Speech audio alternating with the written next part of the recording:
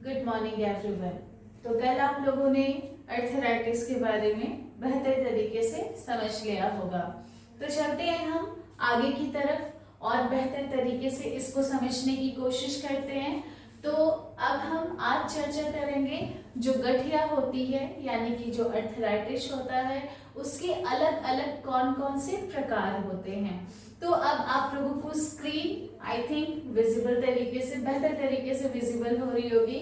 तो आप देख सकते हैं यहाँ पे कुछ अलग अलग अर्थराइटिस के प्रकार हैं जिसके बारे में हम बारी बारी से आज चर्चा करेंगे।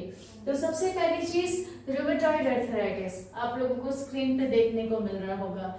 अब आगे बहुत कॉमनली आप लोगों ने इसके बारे में सुना होगा। तो रूमेटॉइड अर्थराइटिस एक ऑटो इम्यून कंडीशन है यानी कि उस व्यक्ति के साथ आजीवन वो दिक्कत रहने वाली है। उस कंडीशन में प्रॉपर क्योर की बहुत आवश्यकता होती है और as comparison to male female में ये 3 गुना ज्यादा होने के चांसेस होते हैं। उसके साथ साथ अगर हम बात करें यहाँ पे रूमेटॉइड अर्थराइटिस की ही, तो इस कंडीशन में जो छोटे जॉइंट्स होते हैं, छोटे जॉइंट्स में भी जैसे कि जो अपर लिम्ब है उसके जो सबसे छोटे जॉइंट्स जैसे कि MIP, PIP, DIP, ठीक है, ये जो डिस्टल, प्रॉक्सिमल और मेटा होते हैं, तो ये 3 जॉइंट सबसे ज्यादा अफेक्टेड होते हैं। तो इसके बारे में आप लोग याद रखिएगा कि सबसे कॉमन जॉइंट जहां पे आरे देखने को मिलेगा वो PIP, MIP, DIP है। उसके बाद बाकी के जो जॉइंट्स हैं, जोड़ हैं, वो इफेक्ट होंगे।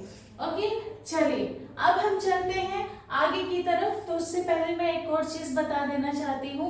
लक्षण गठिया के आप सभी को पता चल चुका था, मैंने आप लोगों को बताया होगा, बट यहाँ पे कुछ हल्का सा अलग मैं बता देती हूँ। जैसे कि PIP, MIP, DIP इफेक्ट होती है तो उंगलियां थोड़ी सी टेढ़ी शेप में पेशेंट की देखने को भी विजिबल होती हैं। ओके, सेकेंड, अब बात करते हैं एंकाइलोजिंग स्पॉन्डिलाइटिस। अब स्पॉन्डिलाइटिस लिखा है यानी कि थोड़ा बहुत तो आप लोग पहुंच गए होंगे कि बात किसकी हो रही है। तो वो अर्थराइटिस जो वर्टिब्रल कॉलम में देखने को मिलता है उसको हम नाम देते हैं एंकाइलोजिंग स्पॉन्डिलाइटिस। अब इस चीज को आप लोग याद रखिएगा।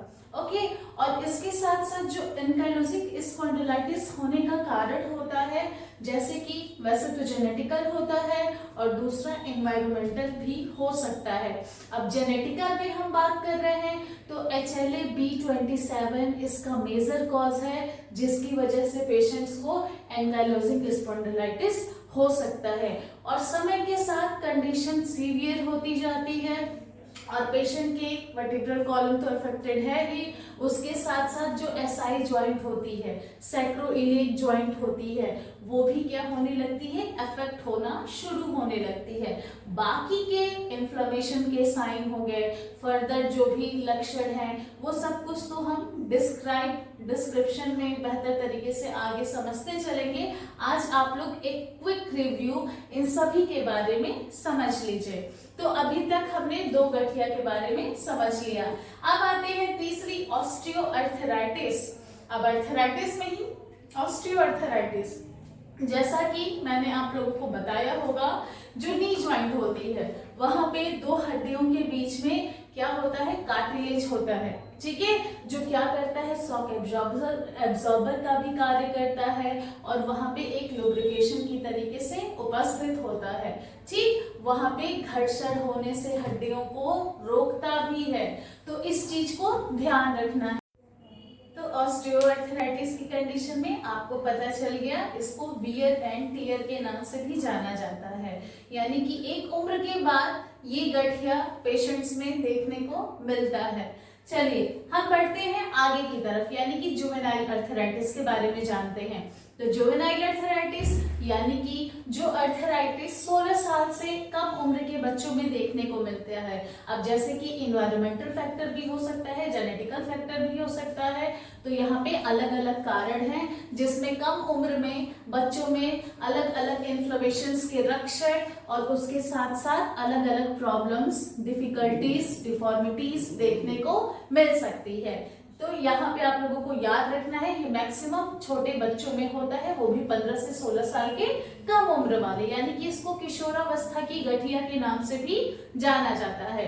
ओके, अब चलते हैं हम सोरियाटिक अर्थराइटिस। अब सोरियाटिक अर्थराइटिस क्या होता है, तो ये मैंने आप लोगों को एक कंडीशन बताई होगी सोरियासिस, यानी कि स्किन में क्या हो जाता है, बहुत मतलब रैशेस देखने को मिलते हैं। तो ये सोरियासिस कंडीशन होती है जो समय के साथ साथ जब सीवियर होने लगती है तो ये धीरे धीरे हमारे ब्लड स्ट्रीम तक, जॉइंट्स तक पहुंचने लगी, तो सोरियाटिक अर्थराइटिस कॉज कर सकती है। उसके बाद हम चर्चा करते हैं गाउट के बारे में। अब गाउट आप लोगों ने बहुत बार सुना होगा, यानी कि यूरिक एसिड का लेवल बढ़ जाना। अब यूरिक एसिड का लेवल कैसे बढ़ रहा है, तो जैसे मान लीजिए किसी व्यक्ति को किडनी की प्रॉब्लम है, किडनी में किसी प्रकार का विकार है, प्रॉपर फिल्ट्रेशन नहीं हो पा रहा है, उस कंडीशन में, या वो व्यक्ति प्यूरिन से जुड़े हुए जो भोज्य पदार्थ हैं उनका सेवन कर रहा है, जैसे कि समुद्री भोजन हो गया, या फिर रेड मीट हो गया, या बहुत ज्यादा मीठे या स्नैक्स हो गए, या पैक्ड फूड हो गए, तो इन चीजों का जब सेवन किया जाता है तो उसमें प्यूरिन की मात्रा होती है जो टूट के यूरिक एसिड बनती है और फिर हमारी किडनी उसको क्या करती है, शरीर से बाहर निकालती है। ओके, तो गाउट की कंडीशन में प्रॉपर फिल्ट्रेशन नहीं हो पाता है, जो यूरिक एसिड बढ़ा हुआ होता है वो जाके धीरे धीरे जॉइंट्स पे चिपकना शुरू करता है, जिसको आगे चल के गाउट की कंडीशन देखने को पेशेंट में मिलती है। और इसमें जो मैक्सिमम मोस्ट अफेक्टेड जॉइंट है वो है जो टो है, पैर में जो सबसे बड़ी उंगली उपस्थित होती है, वहां पे ये सबसे ज्यादा देखने को मिलता है। उसके बाद धीरे धीरे ये घुटनों को, एंकल्स को अफेक्ट करना शुरू करता है, और इस कंडीशन में पेशेंट्स को बहुत सीवियर पेन होगा, यानी कि बस पाल्पिटेट करने से भी वो बहुत सीवियर पेन फील कर सकते हैं। क्यों? क्योंकि ये जो क्रिस्टल्स होते हैं वो क्या होते हैं, काफी तीखे होते हैं, नुकीले होते हैं, जो वहां पे कलेक्ट होके पेन का लाइक सीवियर पेन कॉज करते हैं। ओके, और लास्ट है, अब हम चलते हैं लास्ट अर्थराइटिस की तरफ, तो सेप्टिक अर्थराइटिस है। सेप्टिक यानी कि आप लोगों को तुरंत समझ लेना है एक प्रकार का इन्फेक्शन। तो कोई भी संक्रमण हो, बैक्टीरियल हो या वायरल हो या फर्दर कोई भी माइक्रो ऑर्गेनिज्म से जुड़े हुए संक्रमण हो, उस कंडीशन में अगर वो संक्रमण ब्लड स्ट्रीम, वहां से ज्वाइंट्स, जैसे कि एक छोटा सा एग्जांपल है ट्यूबरकुलोसिस, प्राइमरी ऑर्गन तो वैसे पल्मोनरी है, बट आगे चल के वो कंडीशन जब सीवियर होती है तो पॉट्स स्पाइन का भी कारण बन सकती है।